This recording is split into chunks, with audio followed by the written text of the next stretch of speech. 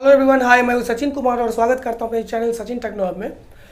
आज हम लोग पढ़ेंगे कि एडवांस प्रोग्रामिंग क्या होता है और इसके अंदर जो जो कोड हम लोग यूज़ करते हैं उस कोड में सीखेंगे एग्जांपल के थ्रू कि इसका यूज़ हम लोग प्रोग्रामिंग के समय कैसे कर सकते हैं। जब हम लोग एडवांस प्रोग्रामिंग बनाएंगे तो उसमें हम लोगों को इन कोडों का रिक्वायरमेंट होगा कि जो बड़े बड़े प्रोग्राम होते हैं 5-6 पेज के, उसे हम लोग आधे पेज में कैसे बनाएं।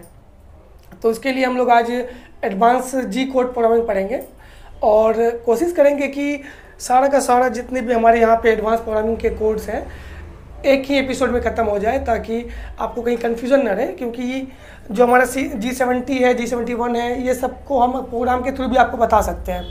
बट अभी आप लर्निंग पेज में हैं तो मैं चाहूँगा कि आपको ये कन्फ्यूज़न ना लगे कि ये बहुत ही टफ है। ये है, जब हम लोग प्रोग्राम बनाएंगे तो और भी कॉन्सेप्ट क्लियर हो जाएगा। अभी हम लोग बस एग्जाम्पल के थ्रू सीख लेंगे और जानेंगे जो भी कंफ्यूजिंग कोड्स हैं उसके बारे में माइंड क्लियर करेंगे कि हमारा G70 क्या है, इसका क्या नाम है, इसका कहाँ यूज़ करते हैं और ये हमें कहाँ पे यूज़ करना है। ठीक है, तो आइए ध्यान से देखिएगा, ये थोड़ा इम्पोर्टेंट टॉपिक है। हो सकता है आपको कंफ्यूजिंग भी हो समझने में, क्योंकि हमारे जैसे बहुत सारे कोड्स ऐसे हैं जो अलग अलग मैन्युफैक्चरिंग मशीन में अलग अलग यूज़ होते हैं। जैसे G70 कोड है, फानुक में अलग यूज़ होते होंगे, सीमेंस कंट्रोल में अलग यूज़ होते होंगे, मैजेट्रोल में अलग यूज़ होते होंगे। तो इस पे आप कंफ्यूज मत कीजिएगा। उसमें हमारे चेंजिंग ऑप्शन दिए होते हैं मशीनों के अंदर कि हमारा ये किस प्रोग्राम को रीड करता है, वहाँ से आप इजीली देख सकते हैं और उस कोड को वहाँ पे यूज़ कर सकते हैं मशीन के अंदर देख के पैरामीटर्स में। ठीक है, तो आइए हम लोग देखते हैं कि जी कोड में हमारा एडवांस प्रोग्रामिंग क्या होता है और इसका हम लोग कहाँ यूज़ करते हैं और कैसे यूज़ करते हैं। ठीक है, जो G70 होता है ये हमारा फिनिशिंग साइकिल होता है। फिनिशिंग साइकिल में क्या होता है कि एक मान के चलिए हमारे पास बहुत पूरा शाफ्ट है, मान के चलिए ये डाया हमारा 100 का, इसे 50 का डाया बनाना है और इसके जस्ट सामने 25 का डाया बनाना है। तो हम पहले क्या करेंगे, रफ टूल के माध्यम से उसका एक्स्ट्रा मटेरियल जो है, आप यहाँ देख सकते हैं G70 के जो एक्स्ट्रा मटेरियल है, रफ टूल से इसे रिमूव कर लेंगे और 0.1 और 0.2 का मार्जिन छोड़ देंगे, जो कि हम G70 के माध्यम से फिनिशिंग साइकिल लगा के जो ये एक्स्ट्रा मटेरियल है एक ही टूल चल के कंटिन्यू यहाँ से यहाँ आपका ये रिमूव कर देगा। मान के चलिए यहाँ पे भी एक्स्ट्रा मटेरियल बचा हुआ कुछ, रफ टूल से यहाँ पे हम लोग 25 का डाया बना दिए और ये बना दिए 50 का।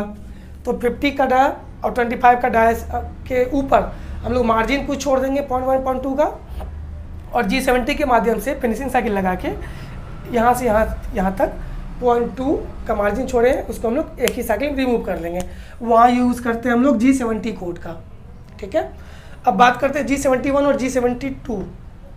ये भी हम लोग प्रोग्राम शॉर्ट करने के लिए यूज़ करते हैं, उसका स्टेप शॉर्ट में यूज़ करने के लिए करते हैं, साइकिल टाइम रिड्यूस करने के लिए करते हैं। तो आप देख सकते हैं G71 और G72। इसमें क्या है कि आप लोग जो हमारा फेसिंग साइकिल है, जो एक्स्ट्रा मटेरियल हम लोग रिमूव करेंगे, फेसिंग साइकिल के माध्यम से हम लोग जिसमें रेडियस है और जिसमें रेडियस नहीं है दोनों ही प्रोग्राम बना सकते हैं। किसके माध्यम से? G72 के माध्यम से, जो हमारा फेसिंग साइकिल है। जैसे यहाँ पे हमारा रेडियस है, देख सकते हैं आप, इस जगह पे इसे हम लोग G70 के माध्यम से बनाएंगे। जहाँ पे भी हमारा सर्किल टाइप का हो, मतलब रेडियस बनाना हो, तो वहाँ पे हम लोग टर्निंग साइकिल का यूज़ करेंगे। कौन सा है? G71। आप यहाँ पे देख सकते हैं, इसमें हम लोग G71 का यूज़ करेंगे। लेकिन अगर हम G72 का यूज़ करते हैं तो उससे हमारा दोनों ही प्रोग्राम बन सकता है। ये भी हमारा जो साइकिल है G71 और G72 दोनों ही प्रोग्राम के स्टेप को कम करने के लिए यूज़ करते हैं। हम लोग G71 यूज़ करते हैं टर्निंग साइकिल के लिए और G72 यूज़ करते हैं फेसिंग साइकिल के लिए। अब बात करते हैं G73। ये पैटर्न रिपीटिंग साइकिल होता है। पैटर्न रिपीटिंग साइकिल में क्या होता है कि मान के चलिए, आपको मैं एग्जांपल के थ्रू बताता हूँ। यहाँ पे जो हमारा डाई कास्टिंग कहीं होती है और कहीं पे हमारा फोर्जिंग होता है। लोहे का मटेरियल हम लोग फोर्जिंग करते हैं और डाई कास्टिंग जो होता है वो एल्युमिनियम मेटल पे किया जाता है। आपको जो कास्टिंग मिलेगा वो पहले से इस तरह से मिलेगा। ठीक है,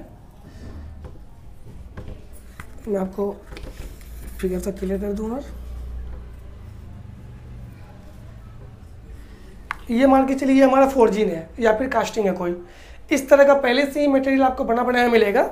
इसमें आपका 0.2 0.3 0.5 इस तरह का मार्जिन एक्स्ट्रा दिया जाएगा, ताकि आप उसमें साइकिल चला के अपना कंपोनेंट बना सकते हैं। तो ऐसे कंडीशन में हम लोग G73 कमांड का यूज़ करते हैं, जिसे बोलते हैं पैटर्न रिपीटिंग साइकिल। ठीक है, क्लियर है। G73 का यूज़ कहाँ करते हैं, जो भी आपको कास्टिंग प्राप्त होगा वो उसी पैटर्न में मिलेगा जिस पैटर्न में आपको कंपोनेंट को बनाना होता है। एडवांस में क्या होता है कि उसमें आपको 0.5 या 1 mm का एक्स्ट्रा मटेरियल छोड़ दिया जाएगा, जिससे आपका समय बचेगा और आपको एक्स्ट्रा मटेरियल रिमूव करने का ज़रूरत नहीं पड़ेगा। ऐसे कंडीशन में वहाँ हम लोग यूज़ करेंगे G73 का। ठीक है, अब बात करते हैं G74 का। ये हमारा पैक ड्रिल साइकिल होता है। इससे भी मैं एक एग्जांपल दे दूँ आपको। पैक ड्रिल साइकिल में क्या होता है कि हमारा मान लीजिए 5 का ड्रिल है, उसमें R वैल्यू होता है जो कि हम लोग रिट्रैक्ट वैल्यू बोलते हैं, और वो वैल्यू उसी पोजीशन पे जाके बस 0.1 बैक हो जाता है, फिर वहीं से आगे बढ़ता है। फिर जहाँ तक मान लीजिए 5 mm आगे बढ़ के कट हो चुका है, फिर वहीं से 0.2 0.3 पीछे आएगा, फिर आगे कट करेगा। अब एग्जांपल देखिए यहाँ पे, ये हमारा ड्रिल है और ये हमारा कंपोनेंट है। ठीक है, ये ड्रिल जो है हमारा 5 का है। पैक ड्रिल साइकिल में क्या होगा कि हमारा ड्रिल है, मान के चलिए यहाँ तक ड्रिल करेगा, जो 50 का लेंथ है, 50 के लेंथ तक ड्रिल करना है। तो पिक ड्रिल में क्या होगा कि जो हमारा ड्रिल यहाँ से यहाँ तक पहले कट करेगा 10, फिर यहाँ पे एक पीछे 9 तक पीछे आ जाएगा, फिर आगे बढ़ेगा 20, फिर 19 पे पीछे आ जाएगा, फिर यहाँ पे बढ़ेगा 30, फिर यहाँ पे 29 पीछे हो जाएगा। इससे क्या होगा, हमारा साइकिल टाइम बढ़ेगा। और यहीं पे हम लोग G01 का यूज़ करते हैं तो क्या होता, पूरा का पूरा ड्रिल बाहर होकर यहाँ पे आता, फिर वो मूव करता अंदर की तरफ, फिर एक कट लगने के बाद फिर दोबारा फिर यहीं पे आता, फिर मूव करता आगे की तरफ। इससे हमारा बहुत ही साइकिल टाइम इंक्रीज हो जाता है। ऐसे कंडीशन में हम लोग advance programming pack drill cycle का यूज़ करेंगे, जिसे हम लोग G74 बोलते हैं। कोई भी कन्फ्यूजन हो तो आप कमेंट कर सकते हैं। अब बात करते हैं G75 का। ये हमारा ग्रूविंग साइकिल होता है। ठीक है, हर साइकिल का मैं एग्जांपल दे रहा हूँ ताकि आपका वर्बली कोई कन्फ्यूजन बच जाता है तो आप फिगर के थ्रू समझ सकते हैं। जो हमारा ग्रूविंग होता है वो इस तरह का होता है टूल।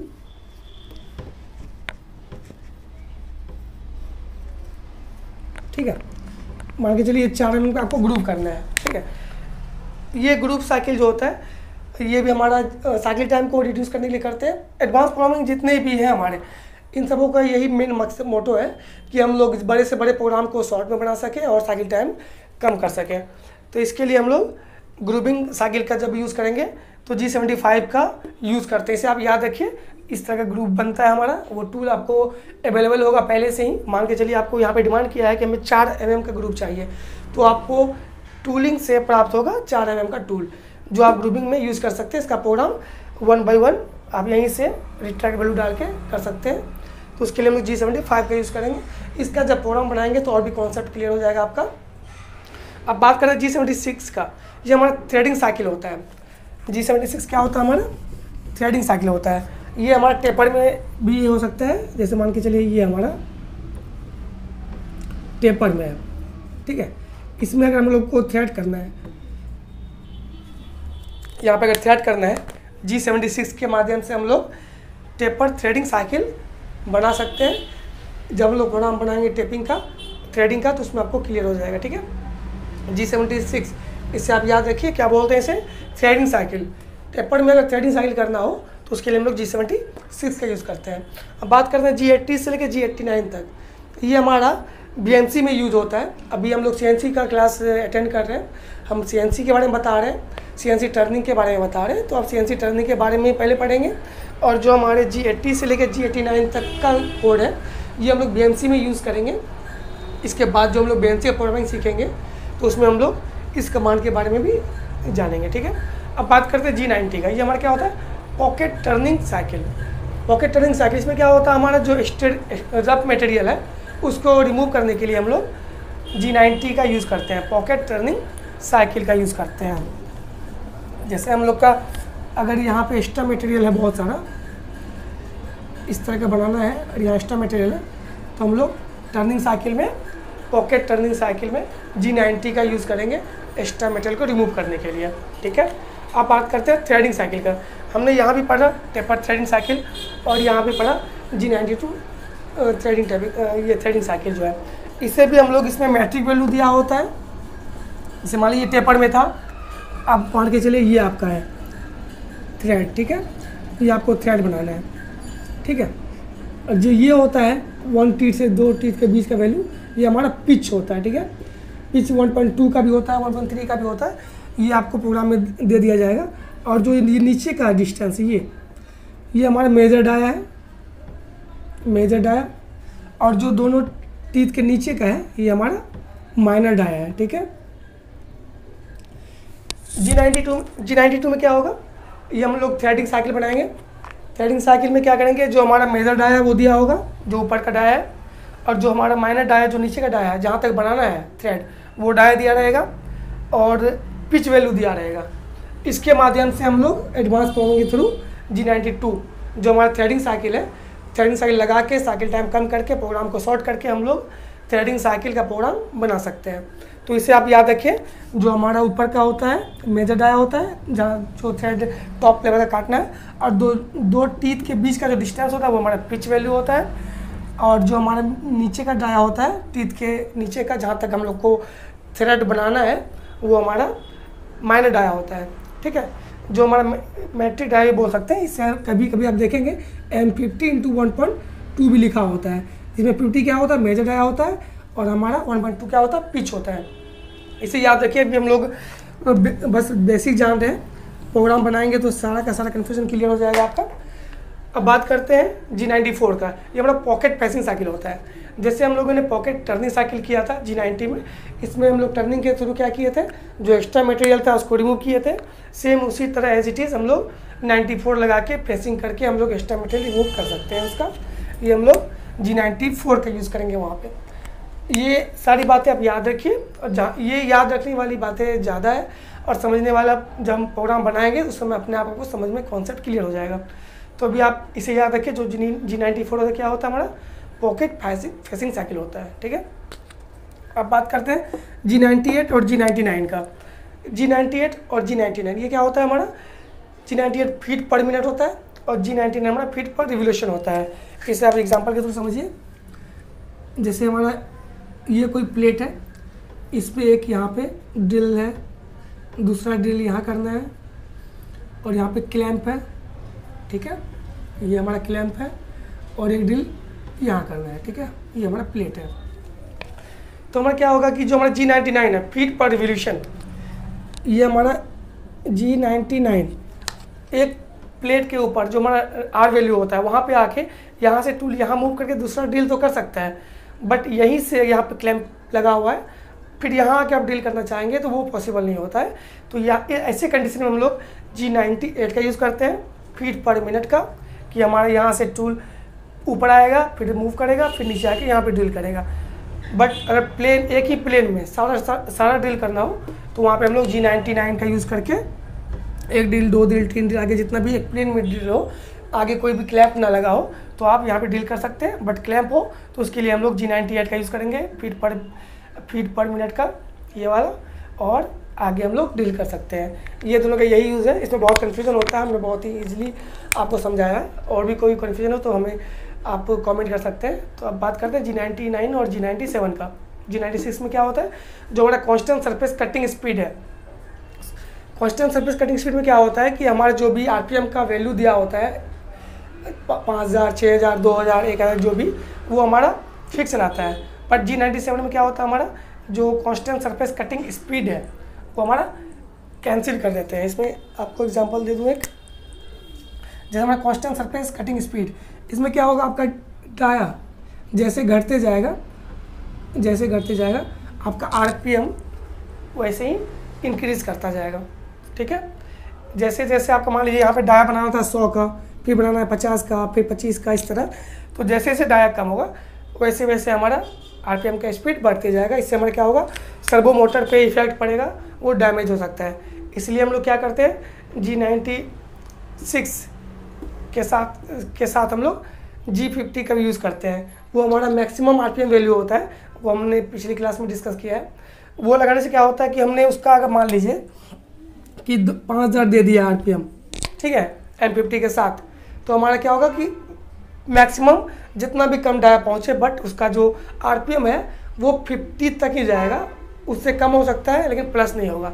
इससे हमें ये बेनिफिट होता है कि हमारा सर्वो मोटर सुरक्षित रहता है, डैमेज नहीं होता, वो बहुत ही कॉस्टली आता है। तो हम लोग M50 के साथ जो भी RPM डालना हो 2000, 4000, 5000 वो डाल सकते हैं। तो हमारा जो डाया भी डिक्रीज़ करेगा, तो उससे हमारा 5000 से ज़्यादा उसका RPM इंक्रीज़ नहीं करेगा। ठीक है। G96 हमारा क्या होता है, कांस्टेंट सरफेस कटिंग स्पीड। इसी को कैंसिल करना होता है तो हम लोग G97 का यूज़ करते हैं, जिसे हम लोग constant surface cutting speed cancel कर देते हैं इससे। ये दोनों बहुत ही इंपॉर्टेंट है, और ये जितने भी हैं कोई भी एक्स्ट्रा नहीं पढ़ाया मैंने, ये सारे के सारे बहुत ही इंपॉर्टेंट कोड्स हैं जी कोड के बारे में, और ये सारे एडवांस प्रोग्रामिंग में आता है। तो आप इसे ध्यान से पढ़िएगा, दोबारा ना समझ में आए तो वीडियो देखिएगा, और आगे आपको लगे कि इसे हमें डीपली स्टडी करना है, G96 हो गया, G97 हो गया। मैंने छोटा सा एग्जांपल देके बताया, क्योंकि बहुत सारे लोग ऐसे हैं जो पढ़े हुए हैं कि ये सारी चीज़ें बहुत ही नॉर्मल सी बात है। तो आप लोग पहले से भी पढ़ के आए होंगे बहुत सारे लोग, बट कुछ लोग फ्रेशर होंगे, उसे कोई भी कन्फ्यूज़न हो तो हमें कमेंट कीजिए। मैं 1 बाय 1 डीपली बताऊंगा कि हमारा G96 का क्या यूज़ है एग्जाम्पल के थ्रू, G97 का क्या यूज़ है, G70, इस सारे के प्रोग्राम 1 बाय 1 हम बना के आपको बताएंगे। इससे क्या होगा कि आपका कन्फ्यूज़न क्लियर हो जाएगा, कोई कन्फ्यूज़न नहीं रहेगा। और इसमें अगर कन्फ्यूज़न है तो आप कभी भी अच्छे प्रोग्रामर नहीं बन सकते हैं। तो आपको सबसे पहले तो G कोड, M कोड, जो प्रोग्राम का एड्रेस है और जो हम लोग कोऑर्डिनेट निकालते हैं, इन 4 चीज़ों में कमांड होना चाहिए, तभी आप प्रोग्रामर बन सकते हैं। तो आज हम लोगों ने G कोड के बारे में पढ़ा। इससे पहले 2 क्लास और भी पार्ट 1 पार्ट 2 करके है हमारा G कोड के बारे में। तो G कोड हमारा कवर हो चुका है। इसमें आपको 1 बाय 1 कोई जानना हो, डीपली जानना, तो हमें कमेंट कीजिएगा, तो हम डीपली भी आपको 1 बाय 1 प्रोग्राम के थ्रू बताएंगे कि कैसे हम लोग यूज़ करते हैं। और आगे हम लोग प्रोग्राम एड्रेस पढ़ेंगे, फिर प्रोग्राम की तरफ बढ़ेंगे। ठीक है। तो चलिए, आपको अच्छा लगा हो तो कमेंट कीजिएगा, शेयर कीजिएगा, लाइक कीजिएगा।